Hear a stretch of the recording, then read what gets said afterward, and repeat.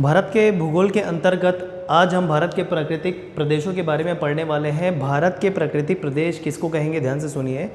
प्राकृतिक प्रदेश भूस्थलाकृति के आधार पर बांटे गए क्षेत्रों को कहते हैं। जैसे भारत को प्राकृतिक प्रदेशों के आधार पर भारत के उत्तरी पर्वतीय क्षेत्र, मध्य भारत का मैदान, पश्चिमी घाट, पूर्वी घाट एवं द्वीप समूह के रूप में बांटा जा सकता है। ठीक है, तो प्राकृतिक प्रदेश के अंतर्गत आज हम उत्तरी पर्वतीय क्षेत्र के बारे में बात करने वाले हैं। देखते जाइएगा, कुछ महत्वपूर्ण तथ्य मैं आपको बताने जाऊंगा इससे संबंधित।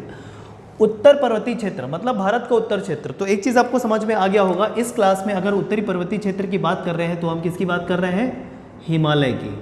तो आज हम हिमालय के बारे में मुख्यतः पढ़ने वाले हैं। सबसे पहले ध्यान रखेंगे, जो हिमालय है यह सबसे नवीन पर्वतमाला है भारत की, सबसे नई पर्वत श्रृंखला है। ठीक है, सबसे पुरानी नहीं है, ये चीज़ आप ध्यान रखिए। सबसे पहला क्वेश्चन तो यही बनता है कि निम्नलिखित में से सबसे पुरानी पर्वत श्रेणियाँ कौन सी है, अगर ऐसा बोले और ऑप्शन में हिमालय ज़रूर रहेगा, लेकिन ध्यान रखिए हिमालय सबसे पुरानी नहीं, सबसे नई है, नवीन है। ठीक है ना, तो हिमालय सबसे नवीन मोड़दार पर्वतमाला है भारत के अंतर्गत और इसकी औसत ऊंचाई 6000 मीटर है। 6000 मीटर अगर बोलूँ तो 6 किलोमीटर ऊंचा। ठीक, तो सबसे पुराना पर्वत श्रेणी कौन सा होगा भारत का, तो ध्यान रखिए भारत का सबसे पुराना या सबसे प्राचीन पर्वत श्रेणी जो है वो है अरावली। ठीक, ये दो चीज़ें मैंने बता दी है जो पर्वत श्रेणी से बनता है। आगे देखते हैं, इस उत्तर पर्वतीय श्रेणी के अंतर्गत हिमालय को निम्नलिखित भागों में हम वर्गीकृत कर सकते हैं, जिसका पहला वर्गीकरण है ट्रांस हिमालय क्षेत्र। ठीक है, ट्रांस हिमालय क्षेत्र मतलब कह सकते हैं, ट्रांस का मतलब होता है उससे पहले का, मतलब हिमालय के निर्माण से पहले का। ठीक, जो हिमालय के उत्तर पश्चिम की तरफ पाया जाएगा, है ना। तो ट्रांस हिमालय क्षेत्र हिमालय के थोड़ा सा पहले जो पर्वत श्रेणी का निर्माण हुआ उसे हम कहेंगे ट्रांस हिमालय क्षेत्र, जो मुख्य हिमालय के किधर पाया जाएगा, उत्तर पश्चिम में, उत्तर पश्चिम में। ठीक, इसको हम तिब्बती हिमालय के नाम से भी बोलते हैं, तिब्बती हिमालय या ट्रांस हिमालय क्षेत्र। इसके अंतर्गत कौन कौन सी श्रेणियाँ आएंगी, कौन कौन सी पर्वत श्रेणी आएंगी, देखते जाइए। काराकोरम, कैलाश पर्वत श्रेणी, जौस्कर, लद्दाख श्रेणियाँ, इतनी श्रेणियाँ जो है इसके अंतर्गत आने वाली है। नाम से याद रखेंगे श्रेणियाँ जो है। ठीक, इसके अंतर्गत या इनसे उद्गम होने वाली प्रमुख नदियाँ जो है वो ध्यान रखिए, सतलज, सिंधु, ब्रह्मपुत्र। ये जो नदियाँ देख रहे हैं आप, ये इस हिमालय श्रेणी से उत्पन्न होती है। ठीक है, दूसरा आ जाएगा वृहद हिमालय। वृहद हिमालय देखिए, ये जो मैंने पहला वर्गीकरण बताया है, यह जो वर्गीकरण है पहला ट्रांस हिमालय हो गया, वृहद हिमालय हो गया, फिर लघु या मध्य हिमालय आ जाएगा, फिर शिवालिक आ जाएगा। यह जो वर्गीकरण है यह आप समझिए कि यह उत्तर से दक्षिण की तरफ है, ऐसा। ठीक है, दक्षिण से उत्तर की तरफ है, मतलब ये ट्रांस हिमालय होगा, फिर उसके बाद आने वाला ये वृहद हिमालय होगा, फिर यह लघु हिमालय होगा, फिर यह शिवालिक होगा। इस प्रकार से उत्तर से दक्षिण, यह जो वर्गीकरण है यह उत्तर से दक्षिण है। आगे हिमालय का एक और वर्गीकरण देखेंगे नदी घाटी के आधार पर। फिलहाल यह जो है पर्वत श्रेणियों के आधार पर हमने वर्गीकरण किया है जो है उत्तर से दक्षिण की तरफ। तो सबसे पहला जो मेन हिमालय है ये मान के चलिए जो वृहद हिमालय है, जो पूरा कश्मीर से होकर अरुणाचल प्रदेश तक जाता है, उसके उत्तर पश्चिम भाग में यह ट्रांस हिमालय है। बात समझ में आ गई आपको। तो ये हो गया ट्रांस हिमालय से संबंधित बातें। आगे बात करते हैं वृहद हिमालय, मतलब उसके नीचे पाया जाएगा। ये जो दिख रहे हैं आप दूसरे नंबर पे, ये पहला ट्रांस, ये दूसरा जो है ये यहाँ से यहाँ तक बहुत लंबा। ठीक, ये आपका वृहद हिमालय है, जिसे हम हिमाद्री के नाम से भी जानते हैं। ठीक, सिंधु नदी से शुरुआत होकर कहाँ तक फैला है, अरुणाचल प्रदेश तक, काफ़ी लंबा, सबसे लंबा वृहद हिमालय है। चौड़ाई इसकी कम है अपेक्षाकृत अन्य हिमालय श्रेणी के अंतर्गत, बट के अलावा किंतु इसकी लंबाई जो है वो काफ़ी ज़्यादा है। पूरा देखिए सिंधु नदी से स्टार्ट हो रहा है, मतलब कश्मीर से होता हुआ कहाँ चला जा रहा है, अरुणाचल प्रदेश तक। ठीक है, अब इसके अंतर्गत आने वाली जो महत्वपूर्ण श्रेणियाँ हैं ध्यान रखेंगे। माउंट एवरेस्ट, माउंट एवरेस्ट विश्व की सबसे ऊंची चोटी, माउंट एवरेस्ट हिमालय के अंतर्गत आती है, किसके, वृहद हिमालय के अंतर्गत, लेकिन ये भारत में नहीं है, यह भारत में नहीं है, तो कहाँ है, नेपाल में, यह ध्यान रखें। आगे कंचनजंगा भारत की सबसे ऊंची चोटी, वर्तमान में जो भारत क्षेत्र है उसकी सबसे ऊंची चोटी कंचनजंगा। नंदा देवी इसी वर्गीकरण के अंतर्गत आएगा, मतलब बृहद हिमालय के अंतर्गत आएगा। बद्रीनाथ और केदारनाथ दो प्रमुख तीर्थ स्थल, नंदा देवी भी ठीक इस बृहद हिमालय के अंतर्गत आएंगे। और धौलागिरी, ये भी नाम से याद रखें। तो धौलागिरी और जो माउंट एवरेस्ट है वह नेपाल के अंतर्गत आएंगे। नेपाल के अंतर्गत एक और आने वाला श्रेणी जो है उसको भी आप याद रख सकते हैं, मकालू श्रेणी, जो इसी बृहद हिमालय के अंतर्गत आएगा और वो भी किस में है, नेपाल में। तो नेपाल में माउंट एवरेस्ट, धौलागिरी और मकालू, अन्य जो है कंचनजंगा, नंदा देवी, बद्रीनाथ, केदारनाथ, यह सारी जो चीज़ें, यह सारी जो पर्वत श्रेणियां हैं बृहद हिमालय के अंतर्गत, वो भारत के अंतर्गत आती है। एक और अन्नपूर्णा भी जो पर्वत श्रेणी है वो भी नेपाल के अंतर्गत आएंगी। ठीक, माउंट एवरेस्ट को नेपाल में सागर माथा के नाम से जाना जाता है, ये चीज़ आप ध्यान रखें। मतलब नेपाल में माउंट एवरेस्ट को माउंट एवरेस्ट नहीं बोलते, सागर माथा बोलते हैं। ठीक है, ध्यान रखेंगे। आगे देखते हैं, इन बृहद हिमालय से मुख्य नदी जो है भारत की, जो दो मुख्य नदी, सबसे प्रमुख नदी गंगा और उसके बाद यमुना, इन दोनों नदियों का उद्गम इसी बृहद हिमालय श्रेणी के अंतर्गत या श्रेणी से हुआ है। इसके अंतर्गत आने वाले प्रमुख दर्रे, दर्रे किसे कहेंगे, दर्रे को इंग्लिश में बोलते हैं पास, मतलब किसी दो पर्वत श्रेणियों के बीच में जो निकलता है रास्ता, जाने का रास्ता, उसे हम कहते हैं दर्रे। ठीक, गैप या फिर पास। तो कौन कौन से दर्रे हैं, देखिए, बुर्जिल, जोजिला, यह दोनों कश्मीर के अंतर्गत आएंगे। देखिए, नाम से पूछता है कि कौन सा दर्रा किस राज्य में स्थित है। ठीक है, तो बुर्जिल और जोजिला कश्मीर में है। ठीक है, बड़ा लापचा, लौ और शिपकिला, लौ मतलब स्थानीय भाषा में दर्रे को ही कहते हैं, लौ। ठीक है, इसका बड़ा लापचा ला और शिपकिला हिमाचल प्रदेश में है दोनों। नीति और लिपुलेख दर्रा जो है वो उत्तराखंड में है।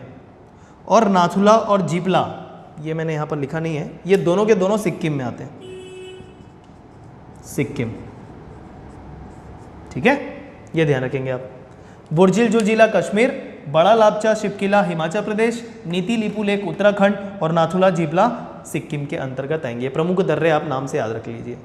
जो प्रश्न आपके परीक्षा में पूछे जाएंगे, इन्हीं दर्रों में से चांसेस है कि ज़्यादा से ज़्यादा पूछे जाएंगे, मतलब इन दर्रों के बाहर प्रश्न जाने के चांसेस काफ़ी कम है। तो इसे आप काफ़ी अच्छे से याद करिएगा। इन दर्रों के नाम कम से कम आपको याद होने चाहिए कि कौन सा किस राज्य में है। ठीक है, अगला जो वर्गीकरण है हिमालय का वो है लघु या मध्य हिमालय।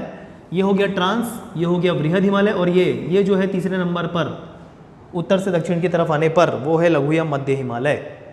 प्रमुख श्रेणियाँ याद रखें, पीर पंजाल से चालू होता है ये। ठीक है, पीर पंजाल श्रेणी, धौलाधर श्रेणी और मसूरी की जो श्रेणियाँ हैं, मसूरी जो एक पर्यटन स्थल है, वहाँ पर पाई जाने वाली श्रेणियाँ इस लघु या मध्य हिमालय के अंतर्गत आती हैं। तो ध्यान रखें, देखिए, धौलाधर जो है वो भारत में है, धौलाधर जो श्रेणी है वो भारत में, लेकिन धौलागिरी जो है वो नेपाल में है। यह डाउट दूर करना। धौलाधर का एक और नाम महाभारत श्रेणी भी है, याद रखें। धौलाधर श्रेणी कहाँ पाई जाएगी, शिमला में। यहाँ पर मैंने लिख रखा है, शिमला में जो श्रेणी पाई जाएगी हिमालय की, उसे धौलाधर श्रेणी कहते हैं। महाभारत श्रेणी एक अन्य नाम इसका। और ठीक, इसके अंतर्गत पाए जाने वाले प्रमुख दर्रे आप याद रखेंगे, पीर पंजाल श्रेणी है तो पीर पंजाल दर्रा भी उसी नाम से है, पीर पंजाल दर्रा, और बनिहाल दर्रा महत्वपूर्ण, जो जम्मू कश्मीर के अंतर्गत ही है। अब जम्मू कश्मीर जो है उसका दो विभाजन होके केंद्र शासित प्रदेश बना दिया गया है, एक स्वयं जम्मू और दूसरा है लद्दाख, है ना। तो अब राज्य के नाम से नहीं, लेकिन हाँ क्षेत्र के नाम से भी अभी भी क्या याद रखना है, जम्मू कश्मीर, पीर पंजाल और बनिहाल।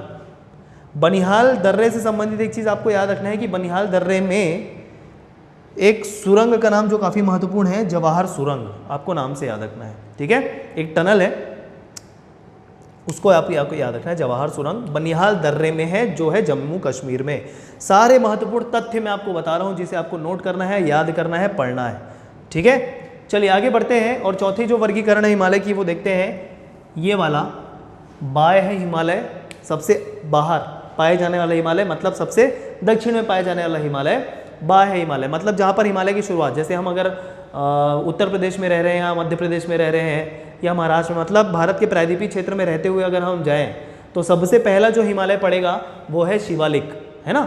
फिर पड़ेगा कौन सा, लघु या मध्य हिमालय, हम कहाँ से जा रहे हैं? हम जा रहे हैं दक्षिण भारत से उत्तर की तरफ, उत्तर भारत की तरफ, तब की बात बता रहा हूँ। तो सबसे पहला पड़ने वाला हिमालय शिवालिक, जिसको बाह्य हिमालय भी कहते हैं। अब शिवालिक के बारे में एक चीज़ दिमाग में बिठा लीजिए कि इसको पश्चिम में, मतलब ये इसका जो पश्चिम भाग होगा उसमें इस शिवालिक को दून कहते हैं, दून, और पूर्व में इसको द्वार कहा जाता है, द्वार।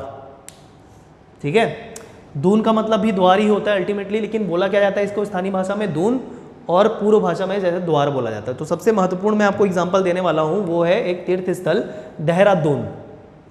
जस्ट पर्वत श्रेणी, हिमालय पर्वत श्रेणी स्टार्ट होती है, वहीं पर एक शहर है उत्तराखंड की राजधानी, और वो है देहरादून। शिवालिक पर्वत श्रेणी के नाम से याद रखते हैं, देहरादून, याद हो गया। और जस्ट देहरादून के पहले उत्तराखंड में ही एक तीर्थ स्थल है जो है हरिद्वार। ठीक है दोस्तों, तो क्लियर है, नाम से भी क्लियर है, एग्जाम्पल के साथ क्लियर है, उदाहरण के साथ क्लियर है। चलिए आगे बढ़ते हैं। तो ये हो गया हिमालय का वर्गीकरण, उत्तर से दक्षिण की तरफ या दक्षिण से उत्तर की तरफ, जैसा भी आप कहें। नदी घाटी के आधार पर हिमालय का एक अन्य वर्गीकरण है, या फिर इसको हम कह सकते हैं हिमालय का पश्चिम से पूर्व की तरफ वर्गीकरण। अभी हम इसके पहले जो देख रहे थे वो उत्तर से दक्षिण देखे, अब हम देख रहे हैं पश्चिम से पूर्व की तरफ हिमालय का एक्सपांशन। तो सबसे पश्चिम में पाया जाएगा, या सबसे ऊंचा जो पाया जाए, सबसे उत्तर में पश्चिम में जो पाया जाएगा वो है कश्मीर या पंजाब हिमालय। सिंधु नदी से चालू होके सतलज नदी तक इसका विस्तार है। ठीक, मतलब कौन कौन से 2 राज्य कवर कर रहा है ये? एक तो यूटी बन गया, केंद्र शासित प्रदेश बन गया जो है जम्मू कश्मीर, और दूसरा है हिमाचल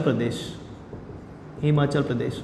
तो यह एक तरीके से एक केंद्र शासित प्रदेश और एक राज्य कवर करता है, कौन? कश्मीर या पंजाब हिमालय। सिंधु नदी से सतलज नदी, देखो नदी घाटियों के आधार पर कर रहे हैं ना, तो नदी का नाम याद करना जरूरी है। सिंधु नदी से सतलज नदी तक इसका विस्तार है। आगे बढ़ें, अब ये जो नदियां हैं वो भी पश्चिम से पूर्व की तरफ ही आगे बढ़ेंगे, देखते जाइएगा। अगला हिमालय का जो वर्गीकरण है नदी घाटियों के आधार पर वो है कुमायूं हिमालय, जो सतलज नदी से लेकर काली नदी तक जाएंगी। और इसका जो एक्सपांशन है, इसका जो विस्तार है वो कौन से राज्य में होगा? उत्तराखंड। यूके से मतलब यूनाइटेड किंगडम नहीं, उत्तराखंड। ठीक है, तो ये ध्यान रखेंगे। सतलज नदी से काली नदी का नाम याद करते चलिए, ऐसे ऐसे बढ़ रहे हैं हम। अगला जो वर्गीकरण है वो नेपाल हिमालय है। नेपाल हिमालय मतलब काली नदी से लेकर तीस्ता नदी, और तीस्ता नदी कहाँ पाई जाएगी? सिक्किम में, सिक्किम। ठीक, सिक्किम तक पहुँच गए पश्चिम से पूर्व की ओर बढ़ते हुए। तो नेपाल हिमालय, अब इसका मुख्य रूप से जो एक्सपांशन है नेपाल हिमालय का, वो नेपाल में तो पता चल रहा है मध्य भाग इसका हिमालय होगा। ठीक, तो ये आप ध्यान रखेंगे। अच्छा, कुछ महत्वपूर्ण तीर्थ स्थल के बारे में भी आप जैसे इसमें जो है कुमायूं हिमालय के अंतर्गत आने वाले जो है वैष्णो देवी, नहीं, कश्मीर और पंजाब हिमालय के अंतर्गत अमरनाथ और वैष्णो देवी, ये 2 महत्वपूर्ण तीर्थ स्थल कश्मीर या पंजाब हिमालय के अंतर्गत आपको याद रखना है। कुमायूं हिमालय के अंतर्गत आने वाले महत्वपूर्ण तीर्थ स्थल कौन से हैं? केदारनाथ, बद्रीनाथ, नंदा देवी, ये कुमायूं हिमालय के अंतर्गत आएंगे। और नेपाल हिमालय के अंतर्गत जो काली से नदी से तीस्ता नदी है, माउंट एवरेस्ट, ठीक है, नेपाल में पाया जाएगा। ठीक है, तो ये ध्यान रखना है। अगला जो है बाह्य, सबसे पूर्व की तरफ असम हिमालय राज्य हम पता कर सकते हैं। कौन कौन सा राज्य इसमें होगा? असम होने के साथ साथ अरुणाचल प्रदेश होगा भारत का, और भूटान के भी कुछ भाग में यह हिमालय पाया जाएगा, तीस्ता नदी से ब्रह्मपुत्र नदी तक। ठीक, तो नदियों के नाम महत्वपूर्ण है, और कुछ कुछ महत्वपूर्ण तीर्थ स्थल जो संबंधित हिमालय से मैंने बताया है वह भी आप नोट करिएगा। ठीक है दोस्तों, आगे बढ़ते हैं। कुछ महत्वपूर्ण अन्य तथ्य मैं आपको बताने वाला हूं जो परीक्षा में डायरेक्ट पूछे जाते हैं।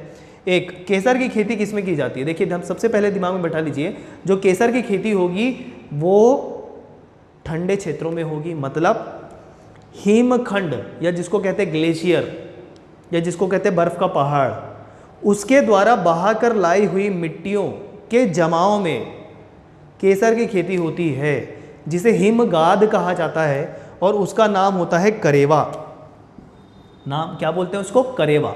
तो करेवा मिट्टी है, एक प्रकार की गाद है, हिमगाद है, जो बर्फीली पहाड़ के द्वारा बहाकर लाई, बर्फ पिघल रहा है, मिट्टी बहा के ला रही है, उसे हिमगाद कहेंगे, जिसका नाम है करेवा। और इसी करेवा पर केसर की खेती की जाती है, आपको डायरेक्ट नाम याद रखना है।